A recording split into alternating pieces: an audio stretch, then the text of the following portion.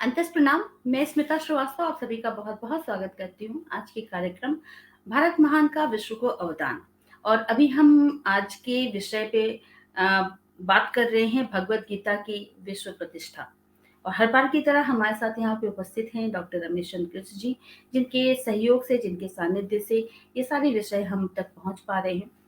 चलिए आदर के साथ उनका स्वागत करते हैं और आज इस विषय को और विस्तार पूर्वक से जानने का एक प्रयास करते हैं। जय श्री कृष्ण गुरु जी, ओ बहुत-बहुत स्वागत। जय श्री कृष्ण, जय हो। ओ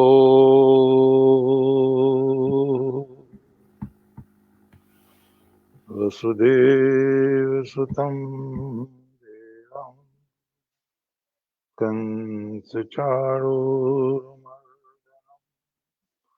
देवकी परमानंदं कृष्णं वन्दे जगद्गुरुं कृष्णं वन्दे जगद्गुरुं कृष्णं वन्दे जगत्। भगवद गीता की चर्चा करते समय सारे संसार में अब गीता जयंती मनाई जाती है। अभी मैं देख रहा था मोबाइल में पीछे 20,000 लोग गीता पाठ कर रहे थे, 20,000 विदेश में। तो सारे संसार में गीता की गूंज है। उसमें आपने सबने पढ़ा होगा, जहाँ की स्मिता जी हैं, गीता प्रेस गोरखपुर, उन्होंने अभी तक का रिकॉर्ड बता रहे थे, 92 करोड़ पुस्तकें छपी हैं उनकी। और 23 मार्च 2023 अभी जो बीता है, उसमें गीता की जो प्रतियां बिकी हैं गीता प्रेस गोरखपुर के द्वारा, वो 16 करोड़ कुछ लाख हैं। और इस्कॉन वालों ने भी गीता को सारे संसार में प्रचारित किया है, प्रसारित किया है। प्रशंसा की बात यह है कि गीता जो पढ़ता है वो स्वयं प्रकाशित कराता है उसको। कोई ऐसा फंड नहीं है जैसे बाइबल के लिए संस्थाएं फंड जुटा रखा है और उस फंड से वो छपती है, मुफ्त में बंटती है। ऐसा गीता के साथ नहीं है। फिर भी गीता का द्वितीय नंबर है प्रकाशन में, ये बहुत बड़ी बात है। बिना किसी सहायता के जो भी एक बार गीता पढ़ता है वो भक्त बन जाता है। अगर हम अपने समय में ही देखें, जो गीता की शरण में गए हैं वो विश्व पुरुष हो गए हैं। आप योगी अरविंद को देख लीजिए, उन्हें तो भगवान श्री कृष्ण के दर्शन भी हुए थे, अलीपुर जेल में दर्शन हुए उनको। हनुमान प्रसाद पोद्दार जी के विषय में भी कहा जाता है, जयदयाल गोविंदका जी को भी कहते हैं दर्शन हुए भगवान के। और रामकृष्ण परमहंस और स्वामी विवेकानंद को भी प्रभु की झलक मिली। तो ये जो भी गीता की शरण में आया वो विश्व पुरुष बन गया। ये सौभाग्य रहा हमारा भारत का कि भगवान शंकराचार्य ने इसको, इस पर भाष्य लिखकर विश्व प्रसिद्ध कर दिया। उनसे पहले कहते हैं गीता इतनी प्रसिद्ध नहीं थी, क्योंकि उसको अलग से नहीं प्रस्तुत किया गया था। महाभारत, जिसमें 1,00,000 श्लोक हैं, तो उसमें गीता रखी तो थी, सुरक्षित तो थी, लेकिन कौन है जो 1,00,000 श्लोक का महाभारत पढ़ेगा। और जब भगवान शंकराचार्य की इधर दृष्टि गई तो उन्होंने कहा ये भगवान नारायण और जीव का बहुत बड़ा संवाद है और क्यों ना इसको इसे भाष्य कर दें। तो ये भी कहा स्वामी विवेकानंद ने कि गीता का चमत्कार बढ़ा आचार्य शंकर के कारण और शंकराचार्य का गौरव बढ़ा गीता के भाष्य के कारण। ये दोनों एक दूसरे के पूरक हो गए। यानी शंकराचार्य का जो विश्व प्रसिद्ध नाम हुआ, वो गीता के कारण ही हुआ, ऐसा वो कहते हैं। और उन्होंने स्वयं स्वीकार किया है कि अपना कोई स्वार्थ न होने पर भी भगवान श्री कृष्ण ने प्रवृत्ति और निवृत्ति दोनों की शिक्षा देने के लिए ये गीता ज्ञान दिया संसार को। हम कभी देखें तो बहुत काम किया है प्राचीन मनुष्यों ने हमारे भारत के। अभी बहुत पहली बात नहीं कर रहे, अभी-अभी लोकमान्य तिलक ने लगातार 45 वर्ष तक गीता का अध्ययन किया और तब राष्ट्र को उन्होंने रत्न दिया, श्रीमद् भगवद गीता रहस्य अथवा कर्म योग शास्त्र। और लिखा कहाँ है? जेल में। जेल में लिखा है। गांधी ने भी जेल में लिखा है, अनासक्ति योग। विनोबा का गीता प्रवचन भी जेल में है। मुझे बड़ा विचित्र अनुभव लगता है कि भगवान जेल में पैदा हुए और उनकी वाणी के जितने अच्छे भाष्य हैं, सब जेल में लिखे गए। जेल की में हाँ, समय का योगी सदुपयोग हो गया। हाँ, योगी अरविंद को भी जेल हुई थी और उनको तो अलीपुर जेल में भगवान श्री कृष्ण का साक्षात्कार भी हुआ था और उनको भगवान ने कई बार निर्देश भी दिया था। ऐसा योगी अरविंद जी ने स्वीकार किया है। जैसा हम अभी देख रहे थे, गीता प्रेस गोरखपुर की आख्या के अनुसार 92 करोड़ 92 करोड़ उनकी पुस्तकें छप चुकी हैं। कल्याण को लगा दो तो वो 1 अरब से आगे पहुंच जाती है। 1 अरब और 16 करोड़। और इन 92 करोड़ में जो 23 मार्च तक का आंकड़ा है, 2023 मार्च तक का, तो उसमें जो गीता की बिक्री दिखा रहे हैं वो है 16 करोड़ कुछ लाख। तो इतनी प्रतियां तो गीता प्रेस गोरखपुर ने भिजवा दी, घर घर में, झोपड़ी से लेकर महल तक। गीता प्रेस ने 1923 में जो गीता का प्रथम संस्करण निकाला था, ग्रंथ रूप ही था वो, 1 रुपए में 1920 दिया था उन्होंने। अच्छा। हैं? हाँ, नहीं, 1923 में ना? 1923। हाँ, 100 साल हो तो गए अब हैं। 100 साल हो रहे हैं ना, तो अभी पीछे 100 साल हुए। हाँ, पिछले साल। तो वो जो 1 रुपए में दी थी उन्होंने गीता, और अब उनके द्वारा प्रकाशित गीता 800 रुपए तक की है। कई साइज हैं उसके। तो ये बहुत बड़ी बात है कि उन्होंने लगभग 17 करोड़ गीताएं घर घर पहुंचा दी। इस्कॉन की अलग है, इस्कॉन तो फैला पड़ा है आज सारे संसार में। उनकी गीता अलग है, गीता एज इट इज अलग है, हाँ। यथारूप। हाँ, यथारूप गीता। और इसके अतिरिक्त भी और भी प्रयास हुए हैं। अमेरिका में स्वामी प्रभानंद ईश्वरवुड ने पॉकेट साइज गीता निकाली थी और वो थोड़ी दिन में 1 लाख बिक गई थी। लोकमान्य तिलक की जब ही जैसे ही गीता 1916 में मार्केट में आई, 1000 पेज बड़े साइज में, जुलाई में, और ताज्जुब हुआ, वो अगस्त में सारी प्रतियां बिक गई। 3000 प्रतियां छापी थी। इतना प्रसिद्ध हुआ था लोकमान्य तिलक का।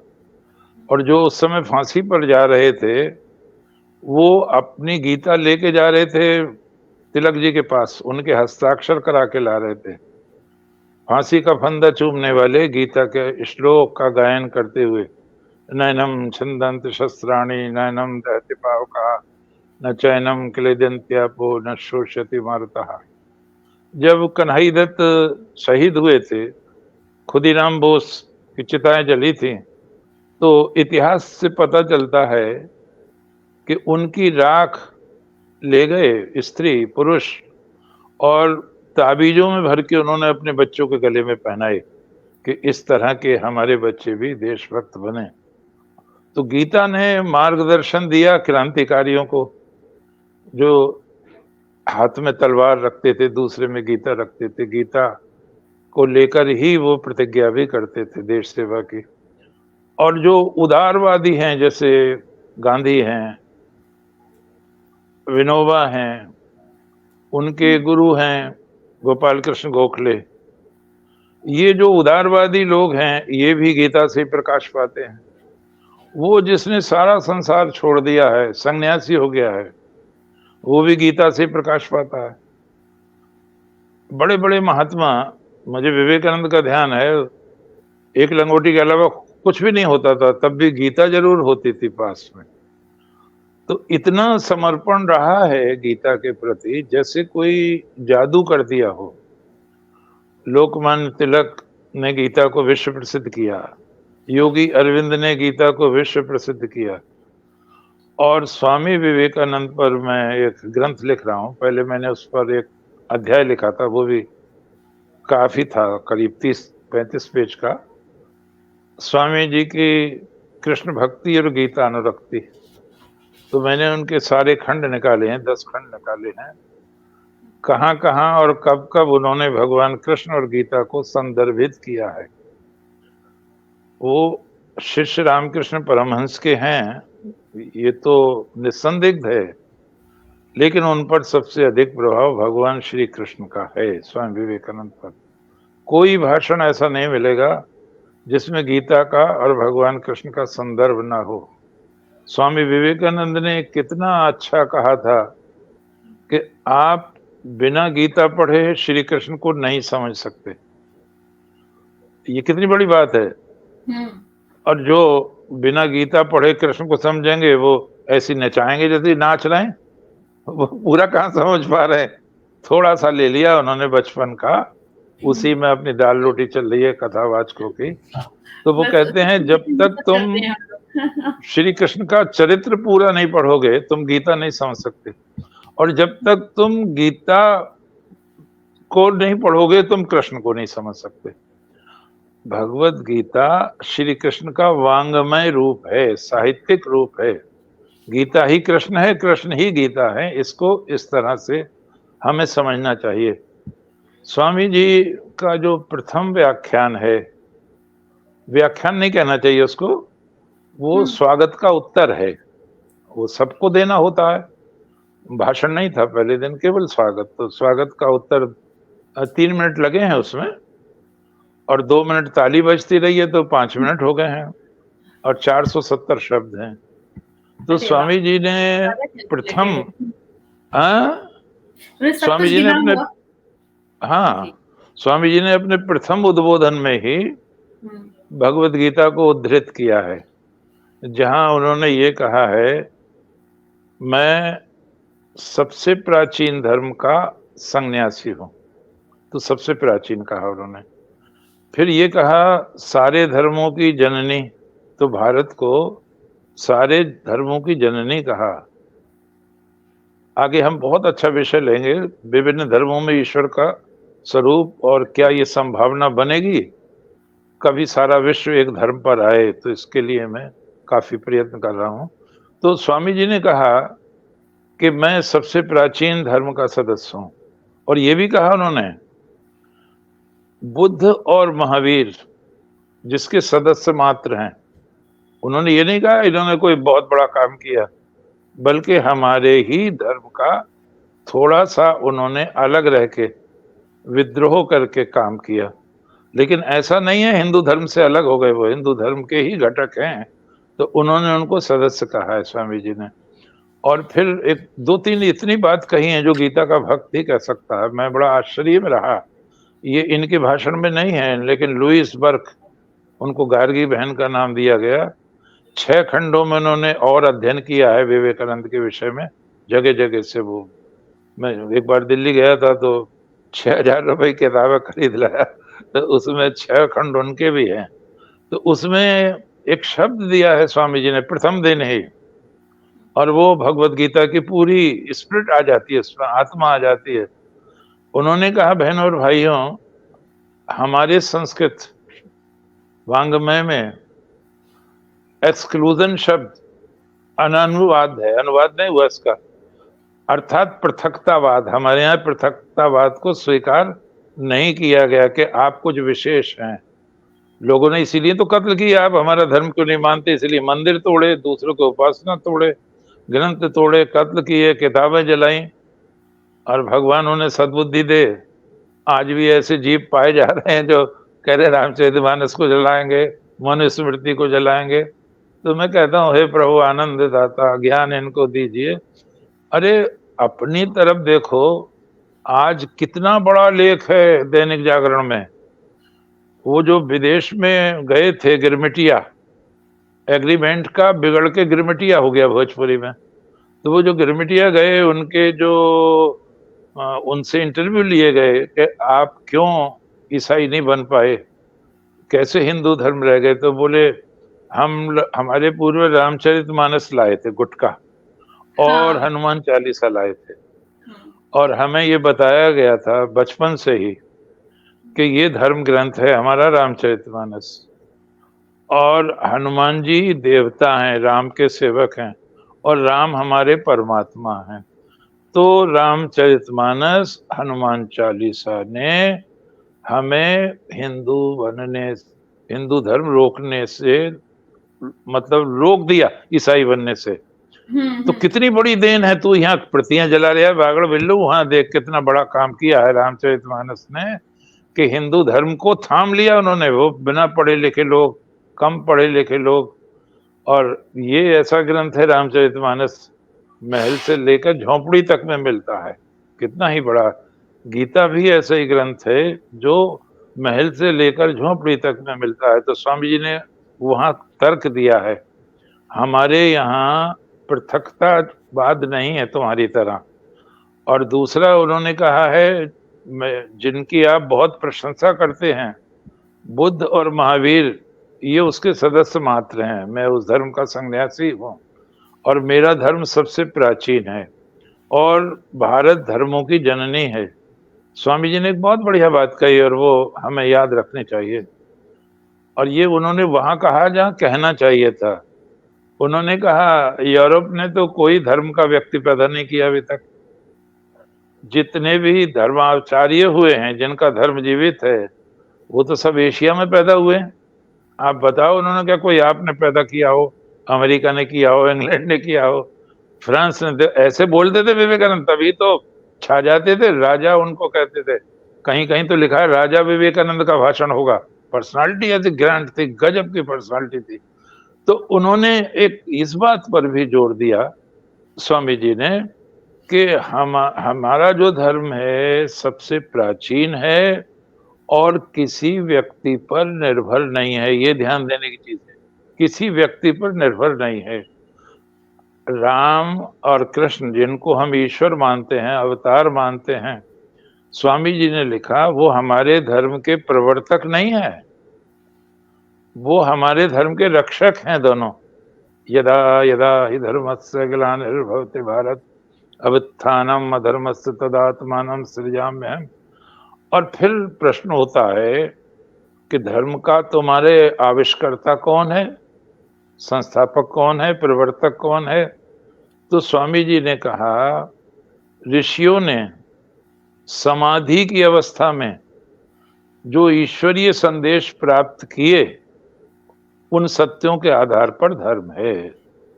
और पहले हिंदू शब्द तो था ही नहीं, तो इसको सनातन धर्म कहा गया है। हमारा धर्म किसी व्यक्ति, तुम्हारे धर्म जो आधारित हैं व्यक्तियों पर आधारित हैं।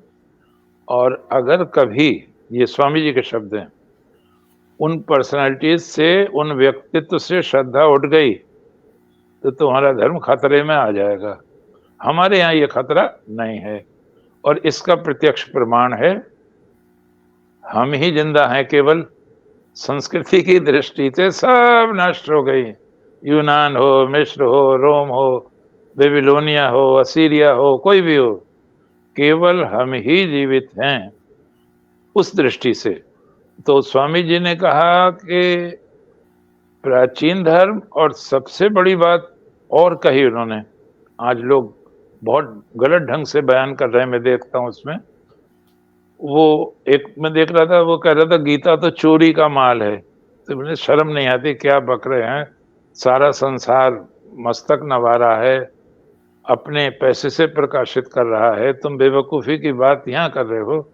गीता का जो प्रभाव है वो बौद्ध धर्म की महायान शाखा पर पड़ा है और महायान शाखा ने उसको स्वीकार कर लिया है, अवतारवाद है, जैसे दर्शन देना है, भक्ति है।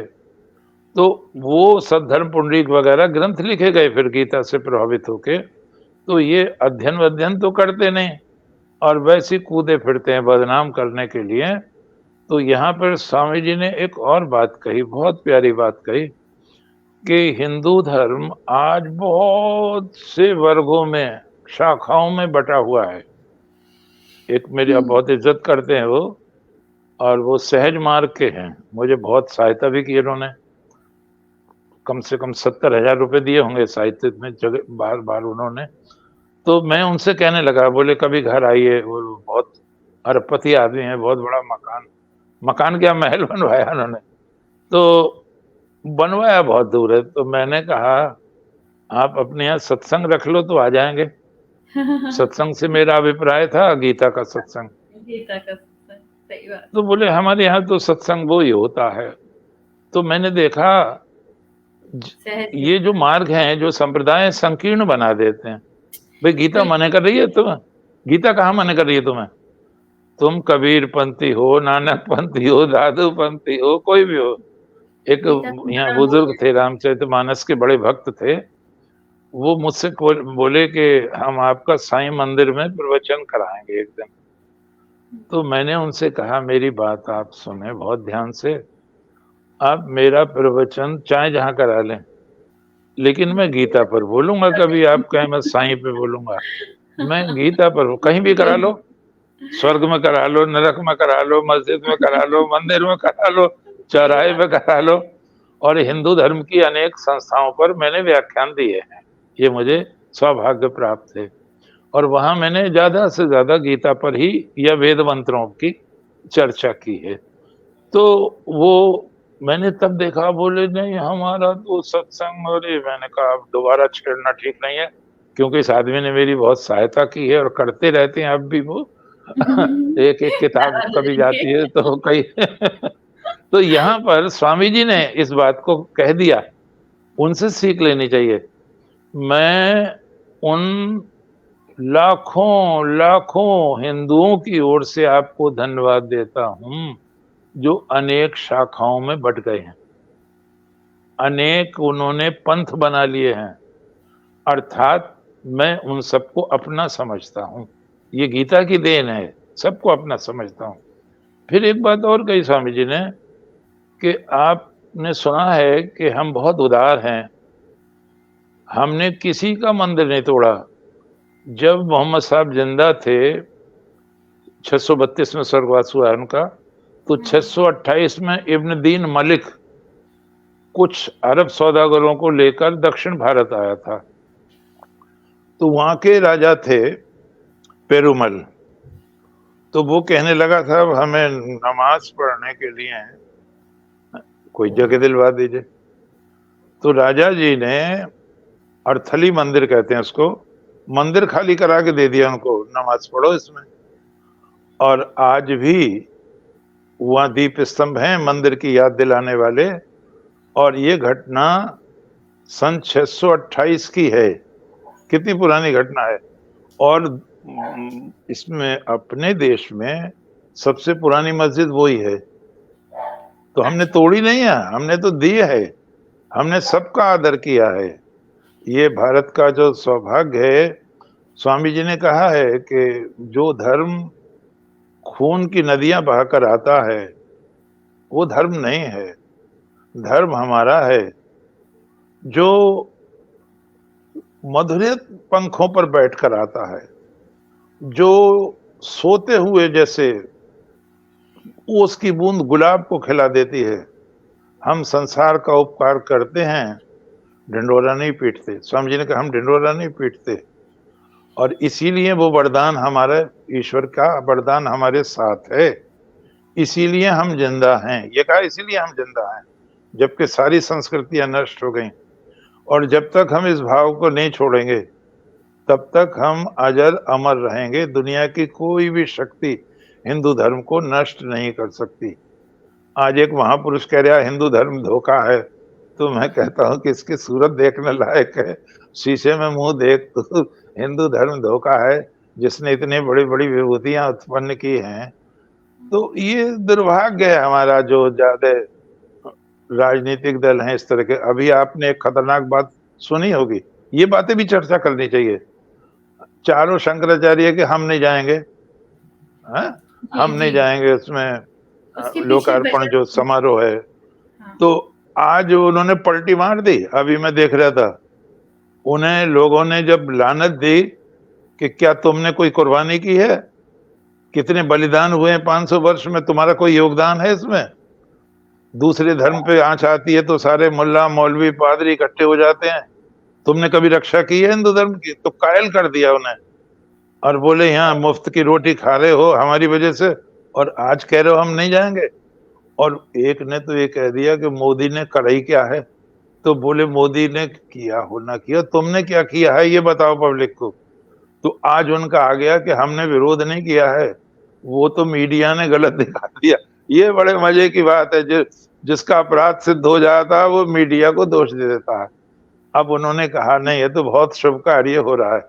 मैंने कहा चलो अब भी अक्ल आ गई लोगों को, तो धर्म का साथ देना चाहिए। तो एक बात और कही स्वामी जी ने, वहाँ कहा आप जो ये संसद कर रहे हैं, धर्म संसद, ये भगवत गीता के सिद्धांत की ही व्याख्या कर रहे हैं आप। और वो क्या है भगवत गीता का सिद्धांत? ये यथा माम प्रपद्यन्ते तांस्तते भजाम्यहम् मम वर्तमानुवर्तन्ते मनुष्याः पार्थ सर्वशः।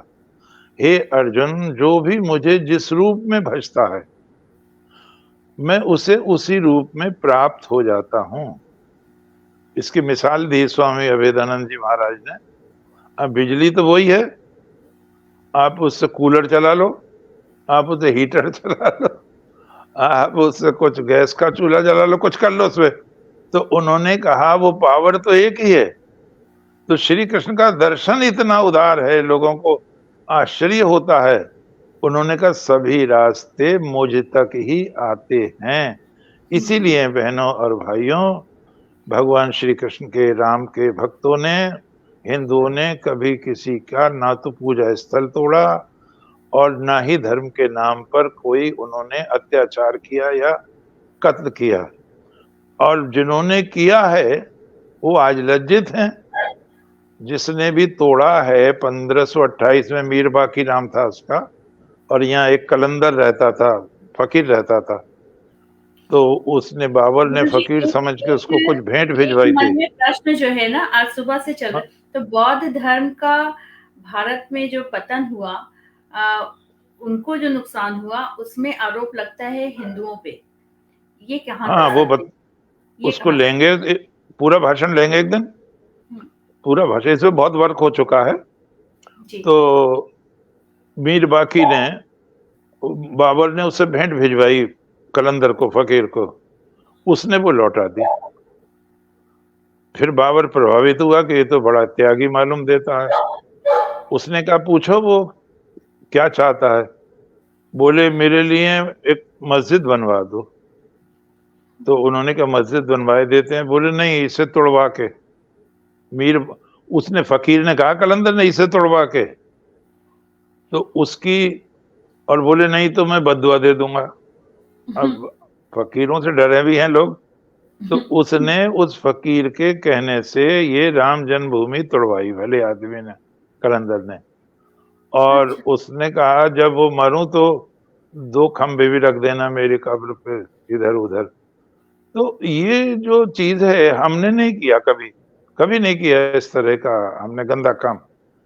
और जब उनको यजीद मार रहा था मोहम्मद साहब के देवतों को, हुसैन को, तो उन्होंने कहा था हमें भारत जाने की आज इजाज़त दे दी जाए। हुँ, क्योंकि वो जानते थे भारत भले आदमियों का देश है, वहाँ अत्याचार नहीं होता है। लेकिन उसने उनको आने की इजाज़त नहीं दी और वहीं मरवा दिया। अगर वो उनको यहाँ आने की इजाज़त दे देता, तो ये मुहर्रम नहीं मनाना पड़ता। वो सुरक्षित रहते यहाँ। जिस तरह हमने ईरानियों को रखा है, यहूदियों को रखा है, जो भी शरण में आया है, उसको सम्मान के साथ रखा है। तो यहाँ पर स्वामी जी ने पहली बार में गीता का उद्धरण दिया है कि इसीलिए हमने कभी अत्याचार नहीं किए। लोकमान्य तिलक महाराज ने जब गीता का भाष्य किया है, तो उन्होंने लिखा है कि ज्ञान, भक्ति, कर्म, इन तीनों को लेकर साथ चलने वाला कोई ग्रंथ है तो वो भगवत गीता है। भगवद गीता है। नहीं तो ज्ञान मार्गी अलग कहते हैं अपने को, कर्म मार्गी अलग कहते हैं, भक्ति मार्गी अलग कहते हैं। उपनिषद में ज्ञान मार्ग बहुत है, भक्ति मार्ग बहुत थोड़ा है। उपनिषद से भले ही लिया है गीता ने, लेकिन उसमें भक्ति का पुट बहुत दिया है। सर्वधर्मान् परित्यज्य मामेकं शरणं व्रज अहं त्वा सर्वपापेभ्यो मोक्षयिष्यामि मा शुचः। एक सज्जन थे विलियम जोन्स, और वो न्यायाधीश बनकर आए थे कलकत्ता। उनकी बड़ी इच्छा थी, बचपन से इच्छा थी उनकी, मैं भारत की संस्कृति, उनकी भाषा, उनके दर्शन को जानूं। अब वो बिना संस्कृत पढ़े बहनों भाइयों आ नहीं सकता था वो। ये घटना है 1785 की। तो उन्होंने बहुत कहा तो कोई ब्राह्मण उन्हें संस्कृत पढ़ाने को राजी नहीं हुआ। बड़ी मुश्किल से, जबकि वो स्वयं जज थे, बहुत बड़ी पोस्ट पर थे, बड़ी मुश्किल से रामलोचन नामक एक पंडित तैयार हुए, और वो भी बड़े नखरे के साथ। कहते हैं वो मुंह उनका, जॉन साहब का मुंह दीवार की तरफ रहता था, जिससे पंडित जी उनकी सूरत ना देख ले। भगवान जाने कैसे इतनी घृणा फैली है कभी, जहाँ के अद्वैतवाद का दर्शन भी उन्होंने झूठा कर दिया बीच के लोगों ने। लेकिन वो बड़े हिम्मत वाले थे, मनन नहीं बहुत हिम्मत वाले थे। किया। उन्होंने बड़ी तन्मयता से, बड़ी सेवा से उनसे संस्कृत पढ़ी, और ये बंगाल में एशियाटिक सोसाइटी ऑफ बंगाल स्थापित की, और इसमें उन्होंने संस्कृत के ग्रंथों का स्वयं भी अनुवाद किया, दूसरों से भी कराया। अभिज्ञान शाकुंतलम का जब अनुवाद हुआ तो 60 संस्करण तो इंग्लैंड में निकले उसके, और 80 निकले अमेरिका में। क्रांति छा गई, शकुंतला अमर हो गई सारे संसार में। कालिदास को थोड़ी पता था मैं जो नाटक लिख रहा हूं वो सारे संसार पे छा जाएगा। फिर उन्होंने पंचतंत्र का अनुवाद किया, विलियम जॉन साहब ने। पंचतंत्र भी सारी दुनिया में छा गया। फिर विल्किंस बहुत बड़े विद्वान थे, संस्कृतज्ञ थे, जो उस समय गवर्नर जनरल थे, वारेन हेस्टिंग्स साहब। उन्होंने, ईस्ट इंडिया कंपनी का शासन था उस समय, विक्टोरिया के हाथ में नहीं था, तो उन्होंने डायरेक्टर्स को लिखा कि गीता एक ऐसा अनुपम ग्रंथ है, किसी भी जाति को उन्नति के शिखर पर चढ़ाने की क्षमता रखता है। तो मैं चाहता हूं आप इसके लिए फंड स्वीकृत कर दें, गीता का अनुवाद कराना चाहते हैं हम। अब वो बोर्ड वालों ने ध्यान नहीं दिया, क्यों हम हिंदू ग्रंथ का अनुवाद कराएं। लेकिन बार बार जब प्रेशर डाला गवर्नर जनरल ने, तो फिर उनकी मीटिंग बैठी। उन्होंने कहा देखो क्या है ग्रंथ में जो इतना प्रेशर डाल रहे हैं, और वो कई लाख रुपया खर्च हुआ उसमें, और ईस्ट इंडिया कंपनी के पैसे से ही छपा वो, और इंग्लैंड में छपा। फिर वो, उनका नाम था चार्ल्स विल्किंस क्या, और इन्होंने मिलके, विलियम जोन्स ने हमारे ग्रंथों को विश्व प्रसिद्ध कर दिया। विल्किंस का अनुवाद ने क्रांति ला दी, और उसकी भूमिका में लिखा है वारेन हेस्टिंग्स ने कि ऐसा उत्तम भक्तिवाद, ऐसी उच्च कोटि की नैतिकता, ऐसा कर्म प्रधान दर्शन संसार में अन्यत्र नहीं है।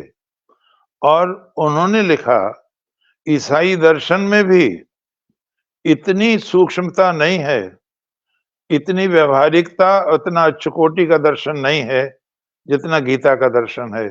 फिर उन्होंने आगे लिखा, किसी भी जाति को उन्नति के शिखर पर चढ़ाने के लिए गीता का उपदेश अद्वितीय है। फिर उन्होंने लिखा भूमिका में, उस दिन जब भारत में अंग्रेजी साम्राज्य समाप्त हो चुका होगा।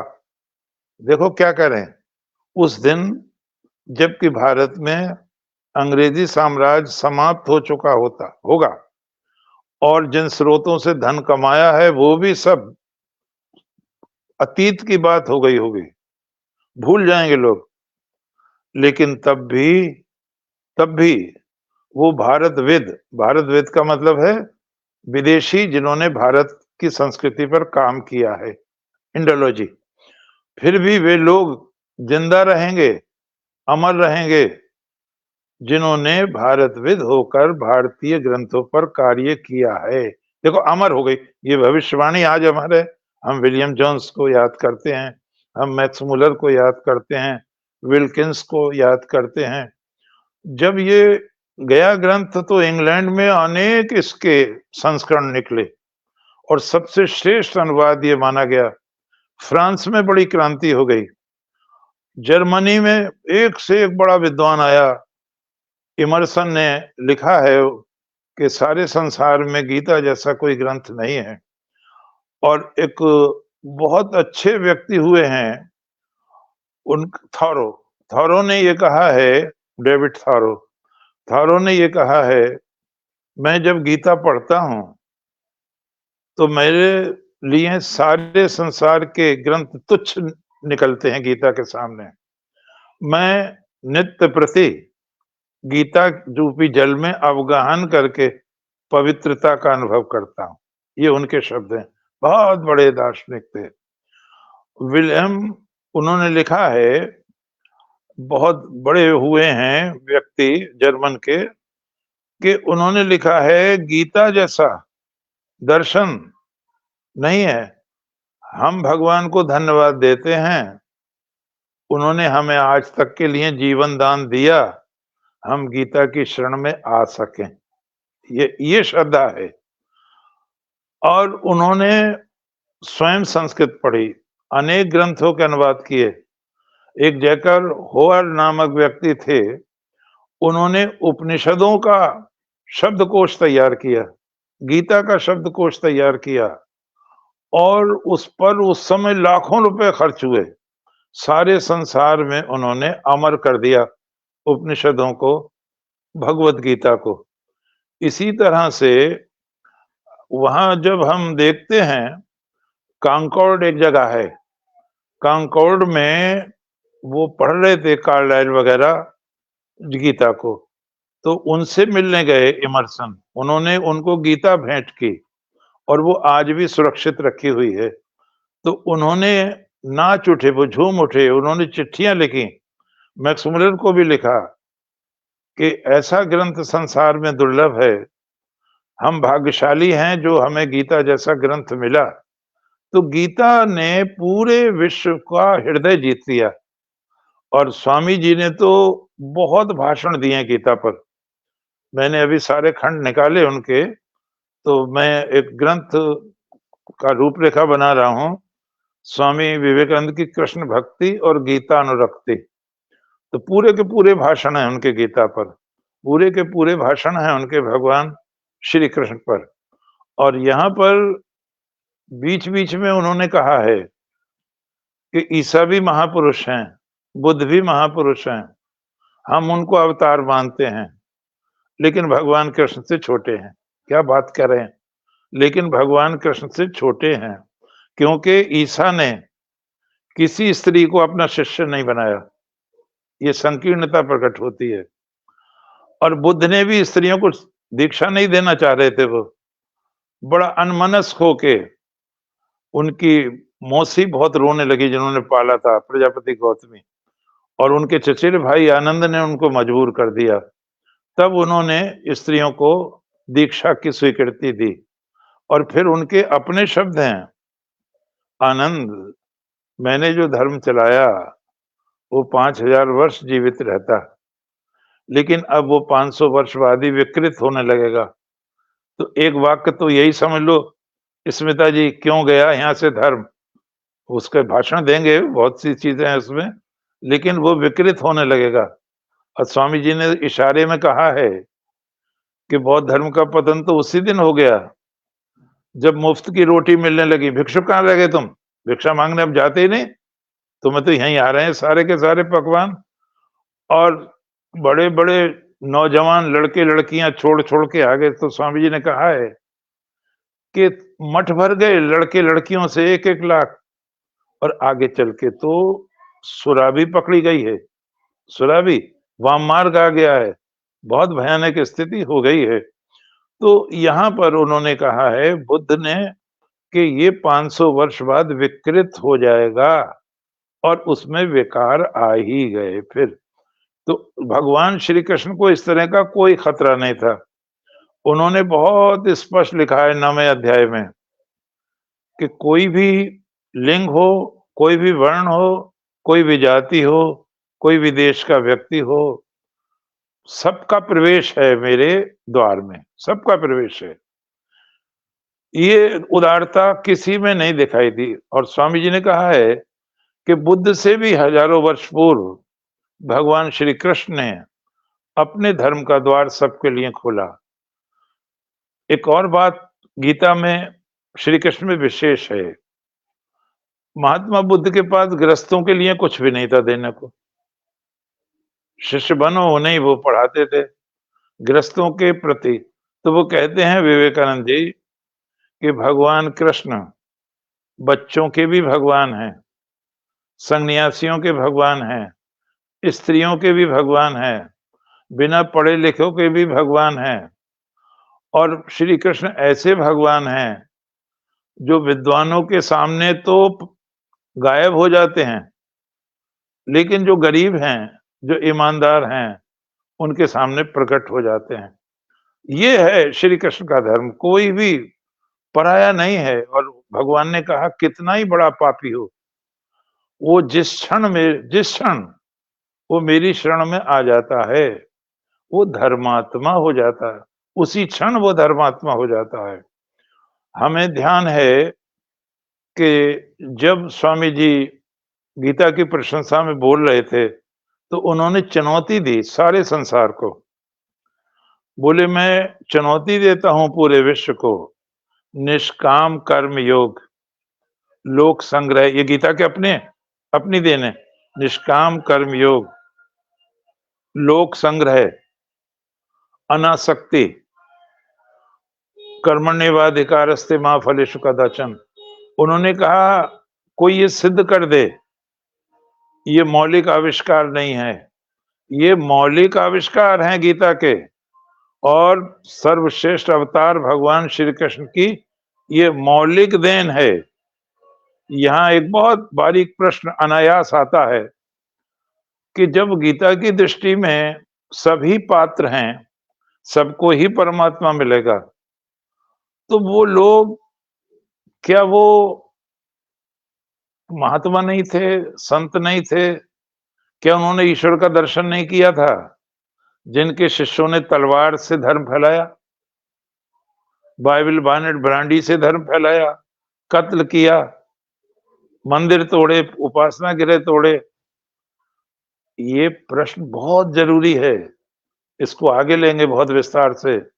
इसका उत्तर मैंने बहुत ढूंढा, केवल विवेकानंद पर मिला मुझे इसका उत्तर। विवेकानंद जी ने समाधि पर जब व्याख्यान दे रहे थे, तो वहां बताया उन्होंने कहा बहुत ध्यान धारणा के बाद समाधि में जब वो साक्षात्कार होता है योगी को, तो वो निर्मल हो जाता है। फिर उससे सारे पाप की संभावनाएं समाप्त हो जाती हैं। तो ईश्वरीय कृपा जब समाधि के द्वारा उतरती है, तो वो कोई भी गलत काम नहीं कर सकता। उससे हो ही नहीं सकता गलत काम। उसकी वाणी अशुभ बोल ही नहीं सकती, जिसे ईश्वर का साक्षात्कार हो गया है। लेकिन योग के द्वारा, बहुत साधना के द्वारा, स्वामी जी ने लिखा है, लेकिन कभी कभी ऐसा हो गया है कि वो जो शक्ति है उस पर भी अवतरित हो गई जो इसका पात्र नहीं था। देखिए क्या बात कही, जो योगी नहीं था। इसका पात्र नहीं था, इतनी साधना नहीं की थी, इतनी तपस्या नहीं की थी, तो वो उस पावर को झेल नहीं पाता। क्या शब्द है? उस पावर को झेल नहीं पाता। कभी अच्छे कर्म करता है, कभी वो बुरे कर्म भी करता है। और ईश्वर के राज्य में प्रवेश में खून हत्या का तो काम ही क्या है? और स्वामी जी ने इसका भी जवाब दिया है कि जिनको आप कह रहे हैं रिलीजन इज रियलाइजेशन, यहां गलती हुई है, लोगों से यहां गलती हुई है बहनों, अब भी हो रही है। रिलीजन इज रियलाइजेशन, धर्म साक्षात्कार की वस्तु है। धर्म ईश्वर का साक्षात्कार करने का नाम है। अगर आपने ईश्वर का साक्षात्कार नहीं किया है तो आपसे गलतियां होती ही रहेंगी, उसको रोका नहीं जा सकता। हम यहां देखते हैं कि जब ये कहा है स्वामी जी महाराज ने, और एफ.टी. ब्रुक्स एक बहुत बड़े विद्वान हुए हैं, एफ.टी. ब्रुक्स उसको कह रहे हैं कि गीता में वो सारे सूत्र हैं जो वो पूरी जाति का, जितनी भी जाति है अर्थात पूरी मानवता भारत की, उसका धर्म ग्रंथ बन सकता है, पात्रता रखता है। और एफ.टी. ब्रुक्स एक बड़े गजब की बात कह रहे हैं, वो टॉपिक है, वो आना चाहिए। उन्होंने कहा इतना ही नहीं, गीता में वो भी योग्यता है कि वो भावी विश्व का विश्व धर्म बन सके। केवल गीता में अगर कभी संसार आना चाहे एक धर्म पर तो वो गीता में वर्णित है। इसके लिए ऐसे शब्द हैं जो लोग परेशान हो जाएंगे सुन के। विवेकानंद ने कहा है वेद, बाइबल, कुरान ये धर्म की सूखी हुई हड्डियां हैं। देखो किसी महापुरुष को समझना बहुत कठिन होता है। वेद, बाइबल, कुरान ये धर्म की सूखी हुई हड्डियां हैं। क्या कहना चाह रहे हैं? लोग गलत ना समझ जाएं। वो कहना चाह रहे हैं ये नक्शे हैं, नक्शे कि इंग्लैंड यहाँ है, अमेरिका यहाँ है, नदी हुआ है, पहाड़ हुआ है, लेकिन जाना तो तुम्हें पड़ेगा। तुम केवल वेद वेद रटते रहो, आचरण ना करो तो परमात्मा का दर्शन नहीं होगा। आचारहीनम न पुनंति वेदाः, आचारहीन व्यक्ति को वेद पवित्र नहीं कर सकते। कितनी बड़ी बात कही। तो एफ.टी. ब्रुक्स ने कहा है कि संसार को कभी एक धर्म अपनाना पड़ा तो उसकी सारे सूत्र भगवत गीता में मौजूद हैं। हमें भगवत गीता की शरण में आना पड़ेगा, क्योंकि भगवत गीता के जिनके मुख से निकली है वो संपूर्ण है। आप देखो अवतार तो हमारे यहाँ बहुत हैं, लेकिन जगत गुरु की उपाधि नहीं है किसी भी अवतार को भगवान कृष्ण के अलावा। वसुदेव सुतम देवम कंस चाणूरमर्दनम देवकी परमानंदम कृष्णम वंदे जगत गुरुम। तो क्या कह रहे हैं? वसुदेव सुतम, बेटे किसके हैं? वसुदेव के, अर्थात कुलीन वंश में पैदा हुए हैं और संस्कृतज्ञ लोगों में पैदा हुए हैं, संस्कृतज्ञ हैं उनके पिता। वसुदेव सुतम देवम कंस चाणूर मर्दनम, और कंस और चाणूर जैसे दुरात्माओं का वध करने वाले हैं। देवकी परमानंदम, देवकी मानव जाति, मानव जाति को आनंद प्रदान करने वाले हैं। कृष्णम वंदे जगत गुरुम, मैं ऐसे कृष्ण की वंदना करता हूं जो जगत गुरु हैं। इस चीज को हम अगर ध्यान दें तो भगवान ने एक जगह कहा है यवनर्तुत्पाने सर्वतः सफलोदके तावान सर्वेश वेदेश ब्राह्मणस्य विजानतः। चारों ओर जल ही जल हो और किसी को प्यास लग रही हो तो उसको कुएं की आवश्यकता नहीं है। इसी तरह जिसको ब्रह्म ज्ञान प्राप्त हो गया उसको वेद शास्त्रों की आवश्यकता नहीं है। इस पर एक बार आर्य समाजी बड़े नाराज हो गए थे कि गीता में वेद की निंदा है, तो सामने आए बड़े-बड़े विद्वान, एक बहुत बड़े विद्वान हुए आर्य समाज में, 101 वर्ष के शरीर था उनका, सातवलेकर जी महाराज। उन्होंने कहा नहीं, गीता ने वेद की निंदा नहीं की है, वेदवाद रत, वेद का नाम लेकर के जो जिंदगी बिता देते हैं, आचरण नहीं करते, उनकी निंदा की है उन्होंने, कि चारों ओर जल बह रहा है तो कुएं की आवश्यकता नहीं है। इसको परमहंस जी ने और अच्छा समझाया। बोले एक व्यक्ति है, उसके घर से एक पर्चा आया कि जब तुम आओ तो संदेशा लेते आना। कोई मिठाई होती होगी बंगाल में, संदेशा, हाँ, हाँ, संदेशा लेते आना। और संदेश। 2-4 चीजें और लिख रही थी उसमें। तो उसने वो पर्चा पढ़ा और मिठाई खरीद ली, पर्चा फेंक दिया। अब पर्चे का क्या करेगा? अब आपके मेरे घर में भी तो हर महीने राशन आता है, वो तो तारीख भी लिखी होती है, हल्दी इतनी, फलाना इतना उतना, और आ गया पर्चा फेंकोगे, अब उसे क्या करोगे? वो अमर थोड़ा ही है, अगला पर्चा फिर बनेगा। तो उन्होंने कहा कि वेद की महत्ता, शास्त्रों की महत्ता ब्रह्म ज्ञान के बाद समाप्त हो जाती है, क्योंकि ब्रह्म से ही तो साक्षात्कार करना था। परमात्मा शब्द ब्रह्म, ये जो वेद है शब्द ब्रह्म है, परमात्मा पर ब्रह्म है। शब्द ब्रह्म के द्वारा पर ब्रह्म को प्राप्त किया जाता है, और जिन्होंने ऐसा नहीं किया उनका वेद पढ़ना व्यर्थ हो जाता है। न छंदांसि तारयन्ति मायाविनम माया वर्तमानम नीडम शकुंताय जात पक्षात छंदात शैलम पर्यंत काले। एडविन आर्नोल्ड ने जब अनुवाद वो किया था काव्य में अनुवाद बुद्ध चरित का, अश्वघोष के, लाइट ऑफ एशिया के नाम से, सारे संसार में क्रांति मच गई थी। अमेरिका में, इंग्लैंड में, फ्रांस में बहुत संस्करण निकले थे लाइट ऑफ एशिया के। और पता नहीं स्मिता जी ने पढ़ा नहीं, पहले इंटर के कोर्स में था लाइट ऑफ एशिया। मैंने पढ़ा है, वही वही मुझे याद आ गया कि हमने लाइट ऑफ एशिया बहुत प्रसिद्ध रहा है। तो लाइट ऑफ एशिया के बाद उनसे ईसाइयों ने ये कहा, चूंकि ईसाई हैं आर्नोल्ड, कि आपने बुद्ध को विश्व प्रसिद्ध कर दिया, ऐसा एक ईसा पर भी लिख दें। तो कहते हैं उन्होंने लिखा, लेकिन वो इतना पॉपुलर नहीं हो पाया जितना। और आपको ध्यान होगा, मैंने एक बार बताया था, गांधी जी को ईसाई बनाने की योजना थी। उनको बाइबल दी गई, ईसा का चरित्र दिया गया, और लोगों को यकीन हो गया कि वो बन जाएंगे। तो एक बार बहुत से लोग बुला लिए गए, उन्हें उम्मीद थी आज हम उनको बपतिस्मा दे देंगे, दीक्षा दे देंगे।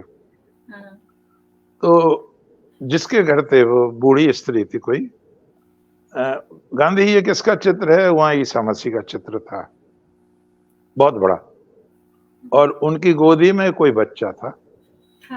तो स्वामी जी ने, वो गांधी जी ने कहा ईसा मसीह का चित्र है, ये बच्चा कौन है? तो बोले बच्चा मैं क्या जानूं कौन है, वो तो अविवाहित है, बच्चे को ले लें। जैसे अभी योगी जी जहां जाते हैं, मोदी बच्चों को प्यार करते हैं, जवाहरलाल बच्चों को उठा लेते थे। तो उन्होंने कहा बच्चा किसी का भी हो सकता है। तो वो क्या बोली देवी, हाँ तुम्हें ऐसा महापुरुष नहीं मिलेगा कहीं भी जिसके बच्चा ना हो और जो सारे बच्चों को प्यार करता हो। तो तुम क्यों नहीं इस धर्म को अपना लेते जो इतना करुणावान धर्म है? तो वहां आता है, वहां लाइट ऑफ एशिया रखी थी किताब टेबल पर, और उसमें महात्मा बुद्ध का चित्र था, और महात्मा बुद्ध की गोद में हिरन का बच्चा था, हिरन का। तो गांधी जी ने कहा आपकी बात माता जी सही है, आदमी होके आदमी के बच्चों से प्यार करे, अच्छी बात है, लेकिन आदमी होके पशु और पक्षियों के बच्चों से भी प्यार करे। तो मेरा तो ऐसा विचार है कि करुणा का क्षेत्र उसका ज्यादा व्यापक है जो पशु पक्षियों के बच्चों से भी प्यार करता है। और जब तक मेरे धर्म में ऐसे महापुरुष हैं तो मुझे क्या जरूरत है दूसरे का धर्म स्वीकार करने की? सब टाइम टाइम फिस हो गई बात। तो ये चीजें हैं, देखने की चीजें हैं तो लाइट ऑफ एशिया ने बड़ा काम किया हिंदू धर्म का, भगवान बुद्ध को पूरे उसमें अश्वघोष को प्रसिद्ध कर दिया। तो जब उन्होंने गीता का अनुवाद किया, द सॉन्ग सेलेशियल, ईश्वरीय संगीत, तो उनसे प्रश्न हुआ कि गीता पर तो बहुत अनुवाद हो गए। 1785 में विल्किंस ने अनुवाद किया था, मैंने अभी बताया आपको, और पूरे पूरे 100 साल बाद 1885 में आर्नोल्ड ने अनुवाद किया है, द सॉन्ग सेलेशियल। तो पता नहीं मैं कहाँ गया था, वो मिल गया मुझको, औरों पे तो तारीख डाल देता हूँ मैं, उस पे तारीख डालना भूल गया, कहाँ से लाया क्या था। तो सॉन्ग सेलेशियल जो है दिव्य संगीत आर्नोल्ड का, तो उसमें उन्होंने लिखा, सबका लिखा कि इंग्लिश में कितने अनुवाद हुए, भाष्य हुए हैं, लैटिन में किस किस ने किया है, ग्रीक में किस किस ने किया है, फ्रेंच में किस किस ने किया है, सबका नाम दिया उन्होंने। भारतीयों के भी नाम दिए, तेलंग स्वामी वगैरह के, जिन्होंने यहाँ भाष्य किए। मैं ये भाष्य इसलिए कर रहा हूं कि इनके परिश्रम से लाभ उठाना चाहता हूं। एक बात, इनके परिश्रम से लाभ उठाना चाहता हूं। दूसरा कारण यह है कि बिना इस सर्वप्रिय, भारत के सर्वप्रिय ग्रंथ के भाष्य के बिना अंग्रेजी साहित्य अधूरा रह जाएगा। ये शब्द हैं आर्नोल्ड के। तो गीता ने जादू का असर किया है पूरे विश्व पर। और अभी पीछे भी चर्चा हुई थी, मैंने 640 का, वो 800 किलो की गीता निकली अभी, जिसका मोदी जी ने लोकार्पण किया है इस्कॉन वालों की। अच्छा। तो गीता बाइबल के बाद गीता का दूसरा नंबर है। एक इस बात को कह के विराम दें कि गीता में ऐसा क्या जादू है जिसका कोई विरोध नहीं करता। कोई मुसलमान विरोध नहीं करता गीता का, ईसाई कोई विरोध नहीं करता, कोई नहीं करता। यहाँ तक के नास्तिक भी गीता को पसंद करते हैं, जो ईश्वर को नहीं मानते। वाम मार्गी भी गीता को पसंद करते हैं, भले ही वो ज्यादा जोर से स्वीकार न करें, उसका लोहा मानते हैं वो गीता का। तो इसमें कुछ चीजें हैं। गीता, हम जैसे आज हिंदू धर्म कह रहे हैं, हिंदू तो शब्द ही नहीं था उस समय। गीता किसी संप्रदाय का ग्रंथ नहीं है, गीता मानव मात्र का ग्रंथ है। और इसकी विशेषता यह है, इसकी परिधि में सारा ब्रह्मांड आ जाता है। जो रचना समझाई गई है गीता में 13वें अध्याय में, 14वें अध्याय में, तो जैसे कहते हैं ना पुरुए में हाथी मारना, तो संक्षेप में इतना बड़ा विशद ज्ञान है। इसकी बड़ी विशेष बात यह है कि यह संवाद ग्रंथ है। अर्जुन पूछ रहे हैं, भगवान जवाब दे रहे हैं, तो कहीं भी ऐसा संवाद ग्रंथ नहीं है। दूसरा, पर्सनालिटी का असर है। श्री कृष्ण जैसा व्यक्तित्व नहीं है संसार में, कहीं भी नहीं है। हमारे हिंदू में ही नहीं है, कहीं कोई अन्यथा न समझे। ऐसा बहुमुखी व्यक्तित्व नहीं है कहीं भी। तो वो जो व्यक्तित्व है, और शिष्य है अर्जुन, लेकिन यहां वो एक तरह का भय नहीं है गुरु शिष्य में। नहीं तो गुरु से शिष्य थोड़ा सा ये रहता है, गुरु नाराज ना हो जाए, कुछ मर्यादा में रहता है वो। यहां वो मर्यादा नहीं है। भगवान से अर्जुन क्या कहते हैं, सखेति मत्वा प्रसभम यदुक्तम, हे कृष्ण हे यादव हे सखेति, अजानता महिमानम तवेदम, मया प्रमादात प्रणयेन वापि, यच्चा वहा सार्थम असत्कृतो वसि, विहार शय्यासन भोजनेषु। वो कहते हैं, मुझे पता नहीं था मनुष्य रूप में आप परमात्मा हैं। भोजन करते समय, विहार करते समय, उठते बैठते समय, साथियों में मजाक करते समय, अनेक बार मुझसे ऐसी बातें निकल गईं जो मैं शर्मिंदा हूं। मैं आपसे क्षमा मांगता हूं। हमारा भी ये कर्तव्य है, हम बड़े आदमियों से क्षमा मांगे अगर उनके प्रति कोई हमसे कभी भूल हो गई हो। फिर वो क्या कहते हैं?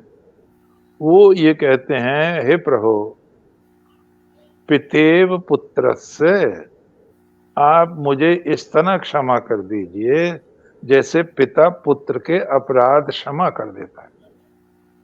और फिर क्या कहा? आप इस तरह मुझे क्षमा कर दीजिए जैसे गुरु शिष्य के अपराध क्षमा कर देता है। आप मुझको इस तरह क्षमा कर दीजिए जैसे पति पत्नी के अपराधों को क्षमा कर देता है। तो कितनी प्रगाढ़ता है, ऐसा मधुर संबंध युवराज कर्ण सिंह ने कहा है, जो कश्मीर के राजा के बेटे हैं, कि ऐसा संबंध हमें संसार के किसी भी ग्रंथ में नहीं मिलता।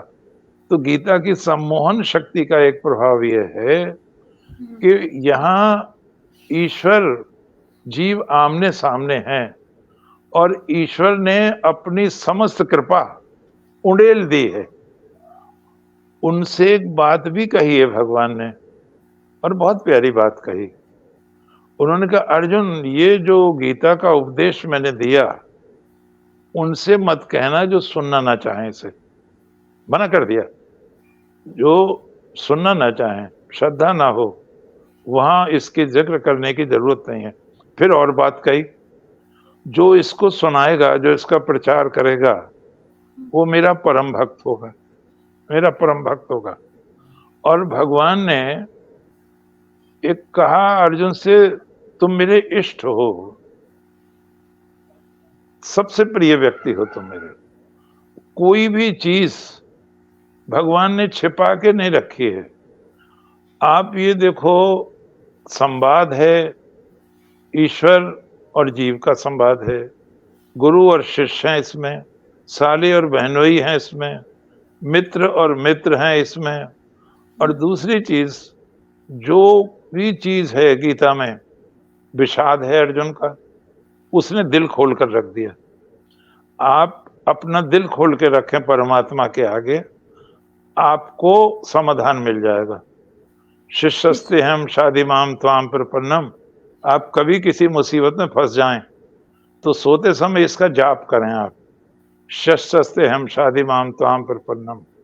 मैं शिष्य हूं, शरण में आया हूं, मुझे आप शिक्षा दीजिए, उपदेश दीजिए, तो आपको समाधान मिल जाएगा। गीता के 15वें अध्याय को ये बताते हैं, कहीं आप ऐसी जगह चले गए जहां भोजन मिलने की उम्मीद नहीं है, तो नहा धो के आप 15वें अध्याय का पाठ करें, आपको भोजन आ जाएगा, बहुत अच्छा सात्विक भोजन आएगा, चाहे जहां से आ जाए। मैंने इसको आजमाया। मैं ये नहीं कहूंगा आप रोज मैं यही करने लगूं तो कौन देगा भोजन। ये परमात्मा ने कहा है इसको, अनन्याश्चिन्तयन्तो माम ये जनाः पर्युपासते तेषां नित्याभियुक्तानां योगक्षेमं वहाम्यहम्। और धर्म आपको ये तो कहेंगे मैं ज्ञान दूंगा, मैं भक्ति दूंगा, मैं तेरे पाप हर लूंगा, ये थोड़ी कहेंगे मैं तेरे भोजन भी दूंगा। गीता कहती है, ये गीता कहती है मैं तुझे भोजन भी दूंगा। और इसे बीमे वालों ने लपक लिया, योग क्षेमम वहां में हम योग क्षेमम वहां अनन्याश्चिन्तयन्तो माम ये जना पर्युपासते तेषां नियुक्ता भक्तानाम योग क्षेमम वहां में हम। भगवान ने एक बहुत प्यारी बात कही है, बहुत ही प्यारी बात कही है, और मैं ताज्जुब में रह जाता हूं जब उसको पढ़ता हूं। वो ये प्रश्न हुआ है जिनका ध्यान नहीं लगता, बहुत लोग हैं ध्यान नहीं लगता, जिन्हें योग नहीं होता, जिनसे उसमें गति नहीं है, कोई बताने वाला नहीं है, तो क्या प्रभु उनको भी आपका साक्षात्कार हो जाएगा? बहुत अच्छा प्रश्न है। तो भगवान ने कहा, हाँ हो जाएगा। कैसे हो जाएगा? बोले, वो जो अपने कर्म हैं वो मुझे अर्पित करता चले, जो खाता है, जो पीता है, जो विचार करता है, मुझे अर्पित करता चले। और देखो, ये जो सृष्टि है जिसने बनाई है, और वो इसमें मौजूद है, स्त्री के रूप में, पुरुष के रूप में, हिरण के रूप में, पक्षी के रूप में, पहाड़ के रूप में, नदी के रूप में, नाले के रूप में, सूरज के रूप में, चंद्रमा के रूप में। तो मुझे वो पहचानता चले, वासुदेवा सर्वम, सब कुछ वासुदेव ही है, ये सब एक ही का पसारा है। और फिर वो कहते हैं कि तुम उसी शुभ कर्मों को पुष्प बनाकर पूजा करो, स्वकर्मा तवर्च सिद्धिम विन्दति मानवा। और कितनी बढ़िया बात कह रहे हैं, जब व्यक्ति निर्दोष हो जाएगा तो मैं उसके हृदय में ज्ञान रूपी दीपक जला दूंगा। ये कितनी बड़ी बात कही है, इतनी बड़ी बात कही है। उसको फिर कुछ नहीं करना, फिर मुझे करना है जो कुछ करना है, मैं उसके हृदय में ज्ञान रूपी दीपक जला दूंगा। यहाँ पर हम इतनी सी और बात कहें कि जो प्रथम अध्याय है वो विषाद योग है, जो दूसरा अध्याय है वो सांख्य योग है, तीसरा अध्याय है वो कर्म योग है, चौथा अध्याय कर्म संन्यास योग है। तो गीता में नैतिकता भी है और आचार कैसा करेंगे आप ये भी है। दूसरे ग्रंथों में आपको नैतिकता की बात तो मिल जाएगी, लेकिन आप कैसा खाना खाएंगे ये नहीं मिलेगा। गीता में है, आप भोजन कैसा करेंगे, आप कैसे लोगों के पास बैठेंगे, आप कैसे शास्त्रों को सुनेंगे। तो वो ये कहते हैं कि अगर आपका आहार शुद्ध नहीं है तो ना तो आपसे भक्ति हो सकती है, न तप हो सकता है। आहार शुद्ध और सत्य शुद्धि, आहार शुद्ध होना चाहिए।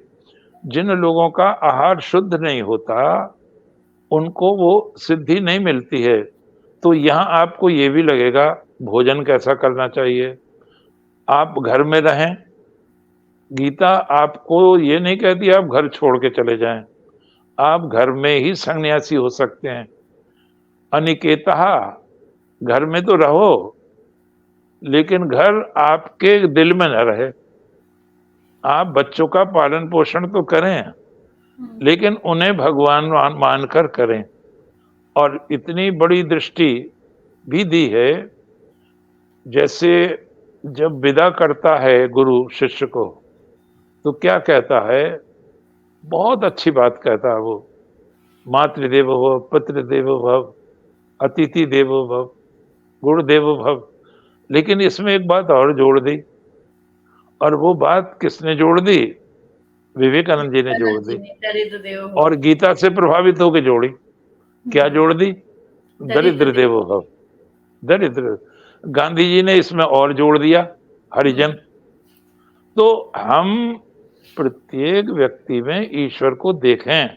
जब हम प्रत्येक में ईश्वर को देखेंगे तो हम किसी के साथ बुराई नहीं कर सकते। अद्वेष्टा सर्वभूतानां मैत्रः करुणैव च, गीता का दर्शन है, समाप्त कर रहे हैं। अद्वेष्टा सर्वभूतानां, समस्त प्राणियों में अद्वेष दृष्टि, द्वेष की दृष्टि मत रखो किसी में भी।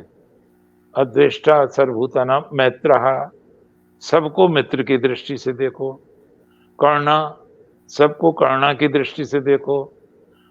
एक दृष्टांत दे के समाप्त करें। बुद्ध भगवान बैठे थे, सत्र उनका चल रहा था, शिष्य जो घूम रहा था कोई, तो उसने देखा नदी के किनारे एक बहुत परेशान व्यक्ति बैठा है।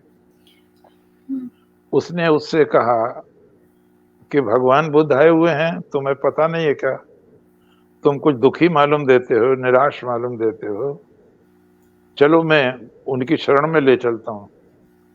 उस व्यक्ति ने आंख तो उठाई ऊपर को, लेकिन रुचि नहीं दिखाई, बोला ही नहीं बहुत से।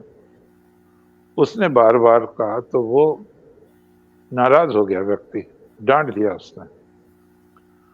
अब वो भगवान बुद्ध से बोला जाके कि एक व्यक्ति है, बड़ा दुखी परेशान सा लग रहा है, और मैंने कहा भगवान आए हुए हैं, दर्शन कर लो, उपदेश से जीवन सार्थक हो जाएगा तुम्हारा।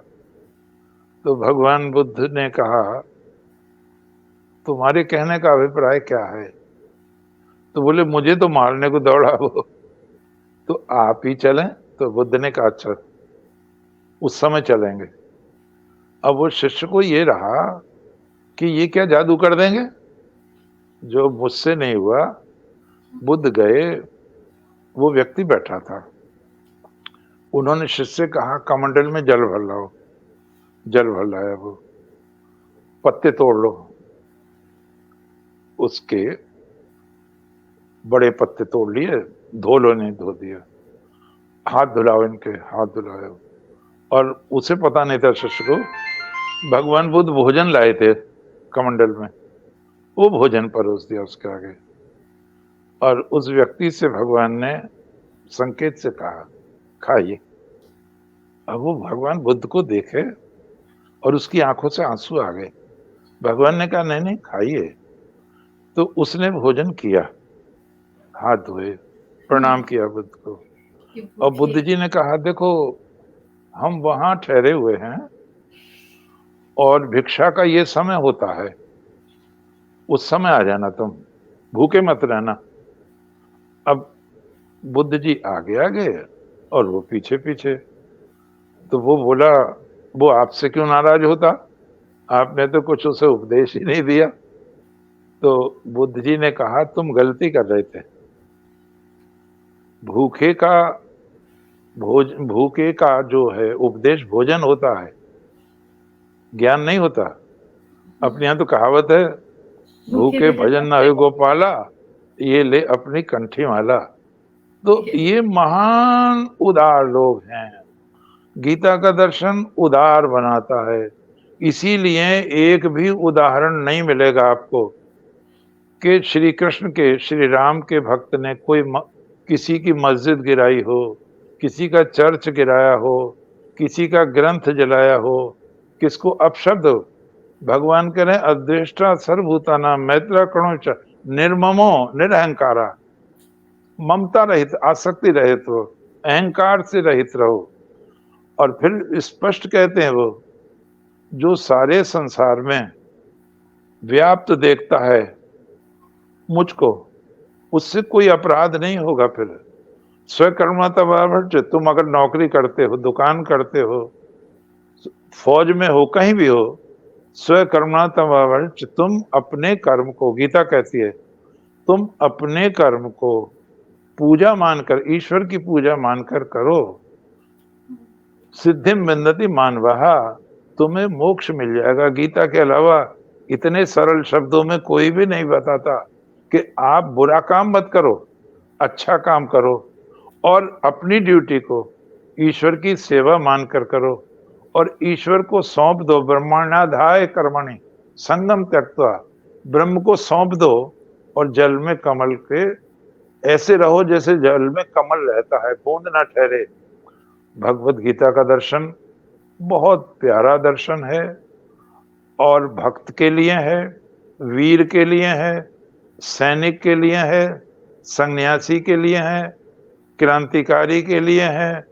ये दर्शन ऐसा है, इस क्रांतिकारी गीता को सिर पर रख के तब फांसी पर चढ़ते थे। जो सन्यासी हैं वो इसको अरण्यक में पढ़ते थे, वो उसको उपदेश देते थे। यही केवल एक ऐसा उपदेश है, कोई नहीं है को इसके अलावा, जो जी। युद्ध क्षेत्र में दिया गया है। और हम्म। वो युद्ध अर्जुन ने लड़ा, लेकिन वो युद्ध आप रोज लड़ रहे हैं, मैं रोज लड़ रहा हूं। वो युद्ध हमारे अंदर हो रहा है। हमें परमात्मा को अपना सारथी बनाना चाहिए, अपने जीवन की बागडोर उनको सौंप देनी चाहिए। फिर सारी पाप की संभावनाएं समाप्त हो जाएंगी और हमारा मोक्ष इसी जन्म में हो जाएगा। बोलो श्री भगवान की की जय। जय। जय श्री कृष्ण। जय और जय। गुरुजी कुछ कमेंट्स हैं। कीर्तन त्रिपाठी जी लगातार जुड़े रहे, आज आपको उन्होंने लाइव सुना है। त्रिपाठी जी को प्रणाम मेरा। त्रिपाठी जी जी सुन रहे हैं तो एक कमेंट कर दीजिए तो पता चलेगा। किशोर जी सैनी जी जुड़े हुए हैं और प्रणाम कह रहे हैं आपको भी और मुझे भी। जय आपको भी बहुत-बहुत प्रणाम। और जय। सौरभ पांडे जी हैं, कह रहे हैं ज्ञानवर्धक कार्यक्रम है। और मैं आपको बताते चलूँ कि डॉक्टर सौरभ पांडे जी सर्वधर्म को मानते हैं और उस पे बहुत अच्छा कार्य कर रहे हैं। उनकी भी जो ज्ञान का जो स्तर है ना, वो बहुत उत्कृष्ट है। जिस तरह से वाह उनसे बात होती है वाह। तो मुझे लगता है कि हाँ, पूरा सत्संग हो गया। और जी जी जी। विद्याधर यादव जी हमारे साथ यहाँ पे उपस्थित रहे। राजेश राज सर यहाँ रहे और कहते हैं कि एक जिज्ञासा है, श्री कृष्ण की तरह श्री राम के बाल रूप विग्रह की मंदिर में पूजा करने का कोई उदाहरण मंदिर के रूप में मिलता है क्या? वो ये जानना क्या चाहते चीज? हैं। क्या बताया? वो ये जानना चाहते हैं कि जैसे लड्डू गोपाल की पूजा होती है, कृष्ण के बाल स्वरूप की पूजा तो हमने हमेशा देखी है, हर मंदिर में होता रहा, लेकिन राम के हाँ, बाल स्वरूप क्या किसी मंदिर में इसके पहले स्थापित हुए हैं क्या? वो ये जानना चाहते हैं कि कोई उदाहरण है कि किसी मंदिर में बाल रूप में राम। मेरी जानकारी में भी नहीं है। वो नहीं है कृष्ण तो का हम ही लोग इसको थोड़ा-सा ये एक खोज का विषय हो गया है और हम नहीं, लोग एक खोजेंगे। एक बात और कहूँ मैं, एक बात और कहूँ, कुछ चीज़ें हम कहते नहीं हैं, कोई उसको अप्रिय ना लगे। इतिहास का शोध ये बताता है, ये अवतारवाद भगवान कृष्ण की देन है। इससे पहले स्वर नहीं है अवतारवाद का, उनकी देन है। उन्होंने ही स्वयं ईश्वर कहा है, कोई इतना साहसी नहीं हुआ, उसने अपने को ईश्वर कहा है। और विद्वानों ने ये सिद्ध कर दिया है, पहले ईश्वर कृष्ण को माना गया है, राम को बहुत बाद में मान्यता मिली है ईश्वर की। उन्हें श्रेष्ठ कर्मयोगी तो माना गया मान्यता है, देने वाला कौन लेकिन होता है? हम ईश्वर ही लोग तो होते हैं जिसको स्वीकार करना ईश्वर नहीं माना पड़ता गया। तो कृष्ण के पैटर्न पर मान्यता मिली है। ये सिद्धांत ही कृष्ण ने दिया है अवतारवाद का, यदा यदा ही धर्मस्य ग्लानिर्, और दिया नहीं, कहा है, मैं ही ईश्वर हूं। ऐसा बहनों कोई नहीं, भाई कोई नहीं, कह ही नहीं सका कोई है। भी। हमने पढ़ा तो तो है ही। उनकी जो पूजा है, चूंकि उनका बचपन बहुत सुंदर है, तो इसलिए मेरा ख्याल है, कहाँ पैदा हुए, कहाँ पले हैं, और नहीं, नहीं, वो जहां तो ठीक है। लाखों बस गौए उनका हों, तो सिंपल सा वहां क्वेश्चन तो ये हो था, सकता है। गुरुजी बस श्री एक कृष्ण सिंपल की सा तो प्रश्न बाल ये रूप था में, हाँ, कि राम श्री जी को कृष्ण की बाल बाल रूप में रूप में कहीं पूजा पहले होनी चाहिए। नहीं, मैं ये कह रहा हूँ, श्री कृष्ण नहीं, की नहीं, नहीं होनी बाल चाहिए, ये रूप भी में, प्रश्न नहीं है। प्रश्न ये है कि क्या किसी मंदिर में बाल रूप में उनकी पूजा कहीं होती है या होती रही नहीं, है? नहीं, मेरे संज्ञान में नहीं है ना राम नहीं, के। बस आज का हाँ, मेरे फिर संज्ञान में विषय नहीं है। यहीं पे हम लोग रोकते और हैं। और कृष्ण का जो बचपन है ना, हुँ, हुँ, हुँ। कृष्ण का जो बचपन है, बचपन में ही ईश्वरीय दर्शन करा दिया उन्होंने। पूतना को 6 दिन में मारा है, छठे दिन में। तो वो हुँ, उनकी पूजा उसी दिन से शुरू हो गई, जिस दिन से पूतना को मारा है। वो 1.5 वर्ष के थे तब तृणावर्त को मारा है। तो जो नहीं, बचपन नहीं, का ये ऐश्वर्य विषय है है, ही नहीं। अरे तो ये उनकी विषय पूजा है ही होने नहीं लगी होगी। गुरुजी। ये कृष्ण की विषय तो पूजा ही पहले हुई होगी बचपन हाँ, की। ये विषय ही नहीं है, ये प्रश्न ही नहीं है। सभी को बहुत-बहुत हाँ, धन्यवाद करना चाहूँगी कि आप लोग यहाँ पे जुड़े और अगर अभी तक जय आप हो, जय हो। शेयर नहीं किया है तो कृपया शेयर अवश्य कर दें। और कीर्तन त्रिपाठी जी कहते हैं कि गीता वह ज्ञान की गंगा है जिसकी धारा जीवन की कठिनाइयों को बहा ले जाती है। निश्चित रूप से। वाह, वाह, वाह! तो चलिए बहुत त्रिपाठी सारे जी कमेंट्स महान। ऐसे हैं सभी लोग महान हैं। तो गुरुजी फिर हम लोग मिलते हैं अगले सप्ताह, फिर आगे की फिर बातचीत अब, करेंगे। हाँ, अब जो है ना, हुँ, आगे का विषय जी, ये रहेगा, विभिन्न धर्मों में ईश्वर का स्वरूप। एक-एक विभिन्न करके लेंगे उसको और ठीक है, विश्व धर्म तक ले जाएँगे उसको। विभिन्न ठीक है। धर्मों में ईश्वर का स्वरूप। चलिए ये ये भी बहुत एक अच्छा, श्रृंखला के रूप में आप सामने आएगी और बहुत कुछ जानने का मौका हाँ, मिलेगा। श्रृंखला हो जाएगी ये। फिर हम लोग मिलते हैं बहुत जल्दी ही। तब तक के लिए हुँ। सभी को जय श्री कृष्ण, जय हिंद, जय भारत। जय श्री कृष्ण। जय हो। स्मिता जी की भी जय हो।